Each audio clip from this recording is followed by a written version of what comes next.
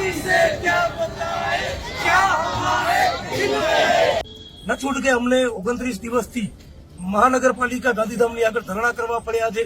29 તારીખ સુધીમાં કોઈ પણ જનતાનો જનપ્રતિનિધિ પૂછા કરવા નથી આવ્યો। મેયર મેડમ અહીંયા આગળ આવ્યા, એ પણ ત્યાંથી ખેંચીને તેડી આવવા પડ્યા। ધારાસભ્ય શ્રી જે બીજી ટર્મમાં ગાંધીધામના ધારાસભ્ય બન્યા છે માલતીબેન મહેશ્વરી પણ મહિલા જે 300 મહિલાઓ 29 દિવસથી બેઠી છે અહીંયા અને એમને પૂછા કરવા નથી આવ્યા। એ જ ભાજપ પાર્ટીમાં મહિલા ધારાસભ્ય માલતીબેન મહેશ્વરી છે, એ જ ભાજપ પાર્ટીમાં મુન્દ્રા માંડવીના ધારાસભ્ય અનિરુદ્ધ દવે છે અને આજથી 3 દિવસ પહેલા ફેસબુક અને ઇન્સ્ટાગ્રામ ઉપર એમણે પોસ્ટ નાખી પ્રધાનમંત્રી આવાસ યોજના હેઠળ ગરીબ લાભાર્થીઓને જેમની પાસે પ્લોટ નથી, રહેવા માટે મકાન નથી, એમને મકાન અપાવવા માટે એક બેઠકનું આયોજન કર્યું છે।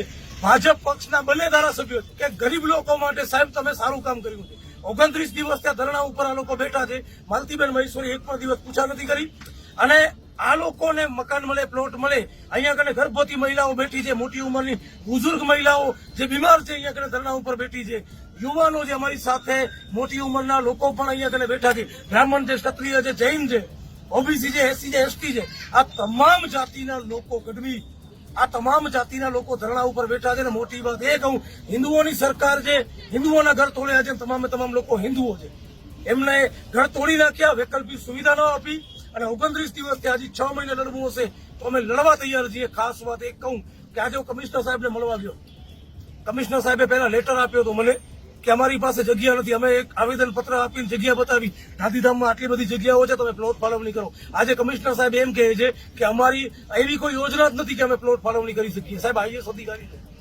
શરમ આવી જોઈએ સાહેબ તમને। પ્રધાનમંત્રી આવાસ યોજના હેઠળ મુન્દ્રા માંડવીના ધારાસભ્ય અનિરુદ્ધ દવે ભાજપ સરકારના ધારાસભ્ય છે, તમારી સરકાર।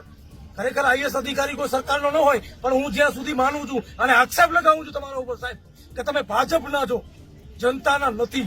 જનતાના ટેક્સમાંથી પગાર માત્ર મેળવો છો, ઉપરની કમાણી ભાજપ વાળા આપે છે તમને। તમે ભાજપના છો અને તમે વિચાર કરો, ભાજપના ધારાસભ્ય મુન્દ્રા માંડવીના ધારાસભ્ય અનિરુદ્ધ દવે જે પ્લોટ ફાળવણી કરે છે ગરીબ લોકો માટે અને તમને ખબર નથી કે આવી કોઈ યોજના છે કે નહીં। શરમ આવી જોઈએ તમને સાહેબ। હવે યોજના છે, પહેલા ઇન્દિરા આવાસ યોજના કહેવાતી, હવે પ્રધાનમંત્રી આવાસ યોજના કહેવાય છે। અને મોટી વાત એ નરેન્દ્ર મોદી સાહેબે એમ કીધું હતું કે 2022 પહેલા દેશમાં દરેક લોકો પાસે રહેવા માટે મકાન હશે। આજે 2026 થઈ ગયું, ગાંધીધામમાં હજારો લોકો એવા છે જેમના પાસે રહેવા માટે મકાન નથી અને દબાણ કરીને રહે છે, ઝૂંપડપટ્ટીમાં રહે છે, એક ગટરમાં રહે છે। થોડીક શરમ કરો માલતીબેન, થોડીક શરમ કરો મેયર મેડમ અને થોડીક શરમ કરો કમિશનર સાહેબ। તમે પણ ભાજપની આવડી બધી ગુલામી ન કરો। જનતાથી મોટો પાવર નથી ધારાસભ્ય પાસે અને નથી મેયર પાસે, આ જનતાનો પાવર છે। અને આવનારી 10 તારીખના કલેક્ટર સાહેબ આગળ આ તમામ લોકો ભૂજાવવાના છે અને એક જ નારા સાથે કે અમને ઘર આપો, નકર રાજીનામું આપો। ધન્યવાદ। આ વિડીયોને વધારે લોકો સુધી શેર કરજો।